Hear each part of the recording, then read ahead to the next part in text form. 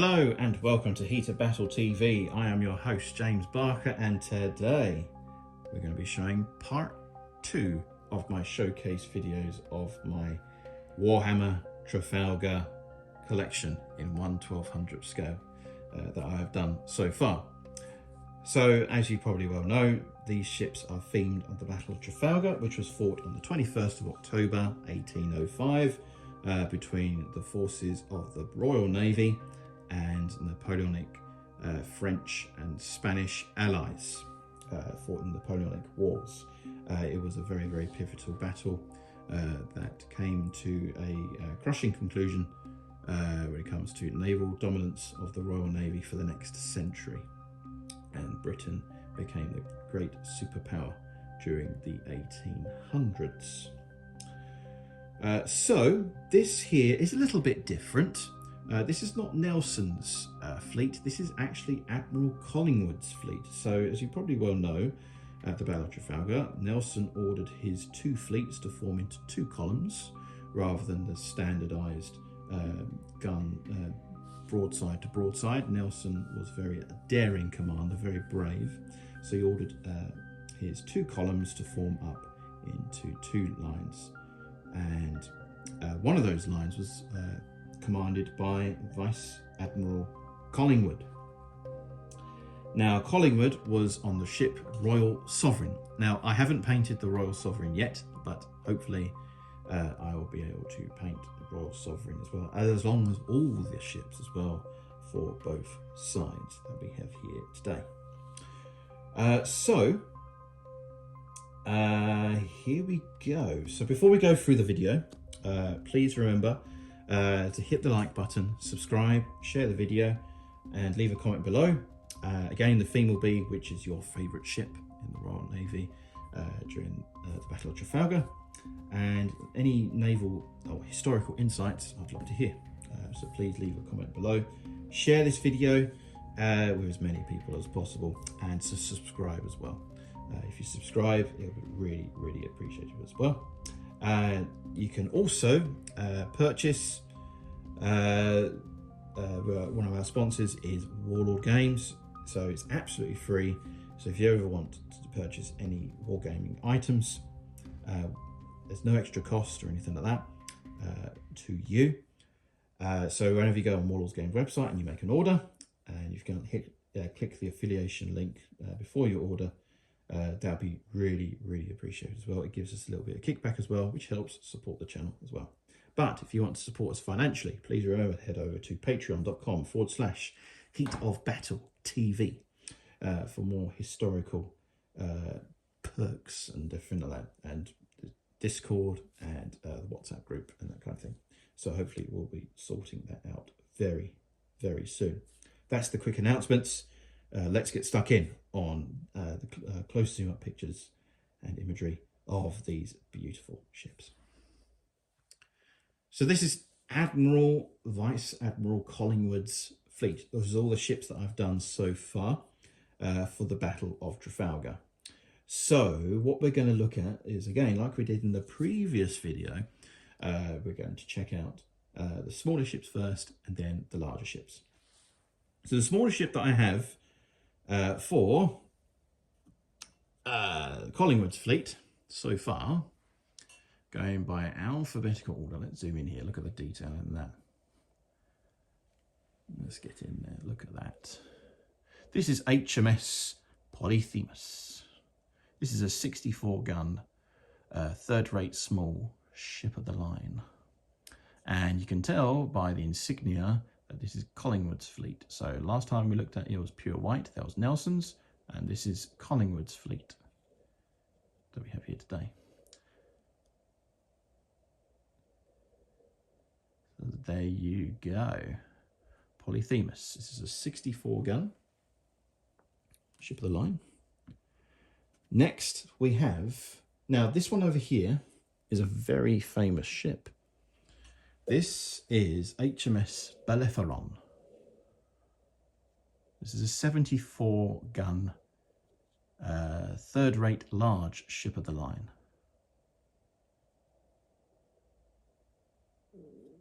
So you go. Now, it's famous songs about the Bellerophon, and also for the crew were quite fanatical for king and country at the time, which did fight at the Battle of Trafalgar. So there you go. Now, in case you are wondering, how did we do the rigging? What material did we use for the rigging? Now, the material we use is not string. We are against string. My brother, many years ago, built the Titanic for one of his friends. And it looked great in string, but here's the problem with string: dust. When you have dust on string, it attracts the dust and it flares. It looks horrible. You have to have it in a really tightly concealed glass case. But these I've had for well over 10 years. And what material did we use? We used fishing wire. That's right, fishing wire. It is a lot tougher and it just looks so much better. Fishing wire is what we use for rigging. Except obviously the boarding nets, and they are etched brass. So all the models here are made of lead. The hull is made of lead. The sails, Langton does two options. They do the lead sails, or we do the brass sails. No, we went for the brass, etched brass sails because they just looked better, in my opinion. It's not as thick and chunky. Also, you have the option of having really fine rigging as well, which makes it even more realistic. But it does take a little bit more time to do.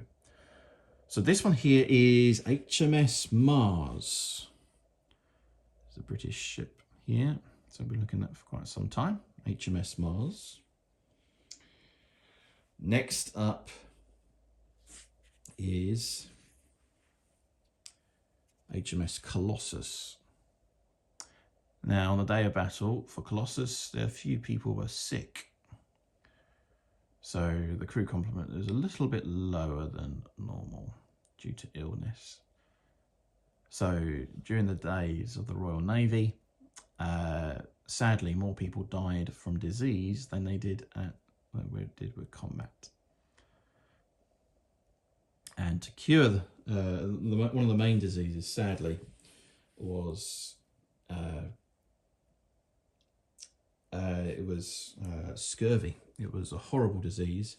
Scurvy is where your bones would literally twist because of lack of vitamin C. And then later on, they introduced limes and oranges as compulsory in the Royal Navy later on, and that saved millions of lives. So if they only had that, lives would have been saved. It was very different back then. This is HMS Minotaur, or Minotaur. This is a 74 gun, standard ship of the line here. And this one here is HMS Bellicelle. Now, what's interesting here, this is not a British ship. It's actually a captured French ship. So the British captured this ship because French ships were better built, would you believe, than British. The British ships were slower. The French ships were a little bit faster. There, I'll tell you a little bit more history after we've shown all the ships quickly. This one here is HMS Defiance. Now, there's a famous Hollywood film in the 1950s and 60s called Defiance, and that's where the crew mutinied. Would you believe?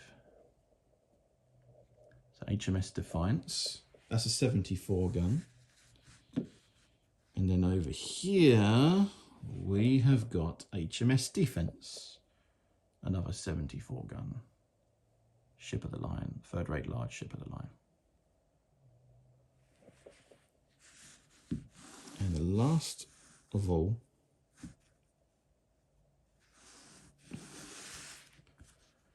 we have HMS Achille.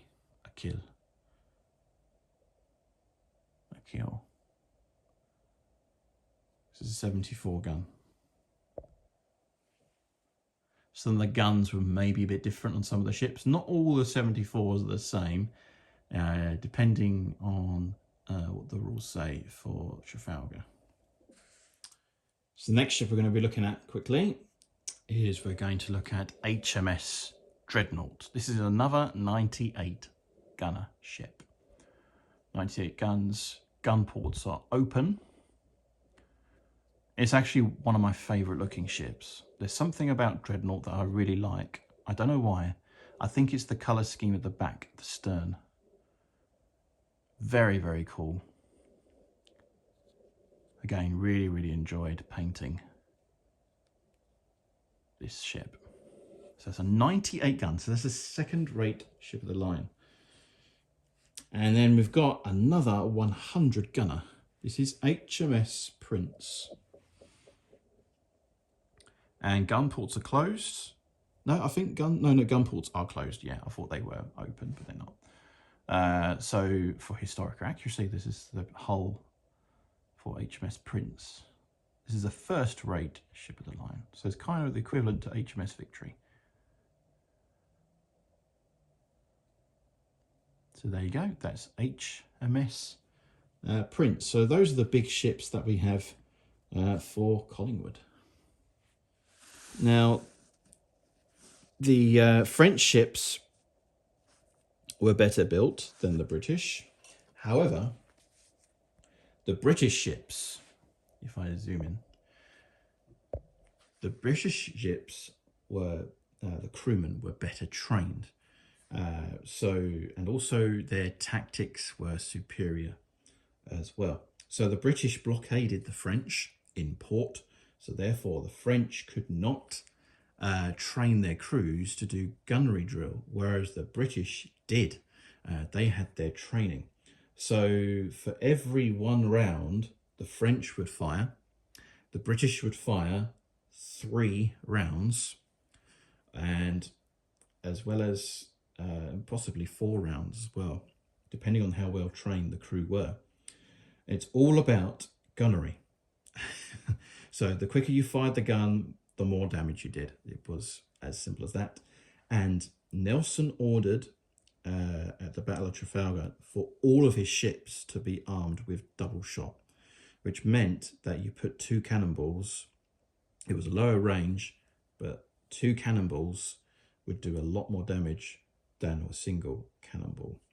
The other thing as well was doctrine. Now, the French liked to aim at the sails, the masts, the rigging, to slow the ship down and then to capture the ship.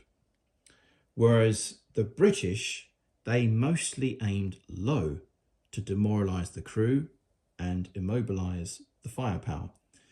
Now, the British tactic was a lot more successful than the French and Spanish tactics, sadly. And also the crewmen were better trained. The Admiralty was just superior at the time. And the French and Spanish, especially the French, had overly promoted commanders, sadly. They were brave, no doubt about it. And they did have some veteran crew as well. Some of the French crews were well trained. However, the training, the experience, the Royal Navy was probably the best navy in the world at the time. Not being pro-British or anything, that's just what happened historically. But some of the Spanish ships and the French ships were well trained as well. And also for the Spanish, we'll go a little bit of that in detail in the next video. They had the largest ship in the world at the time, so the Santisima Trinidad, which we'll go into more detail in the next video. We're going to showcase the French and Spanish fleets that we have here today. Just one more thing before we conclude this video. You're probably asking, how do we transport these models? They're so delicate. Well, at the beginning, we did use bubble wrap. And and we didn't really like it. So we thought of an ingenious idea. So this is just an office box that you can get, and we glued magnet strip in here. Now underneath every ship that we've done is we've put magnet paper on the bottom.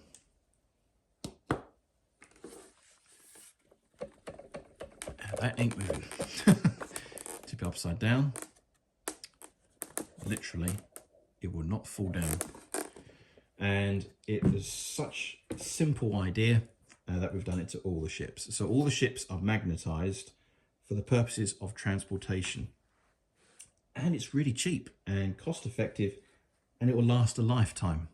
And you won't have the worry and trouble about rigging breaking because the bubble wrap got tangled in and everything like that. We didn't want that at all.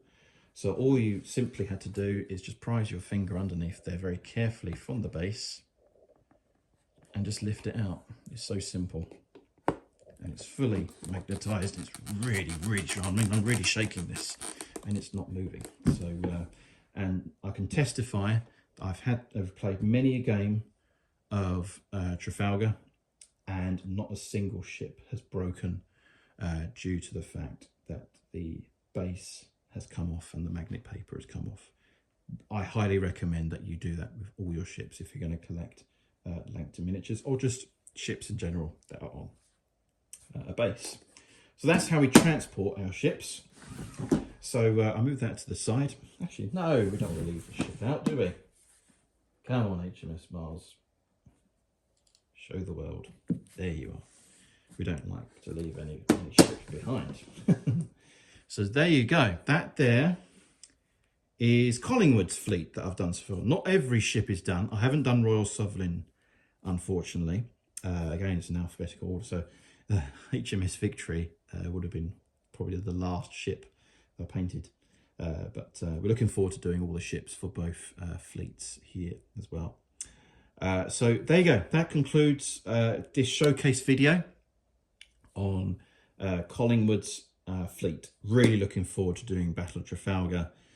So remember, it's not just on land battles. We'll be doing battles on the ocean as well. So the Age of Sail is coming on to Heated Battle TV. Do check out Langton Miniatures if you are interested in purchasing these models.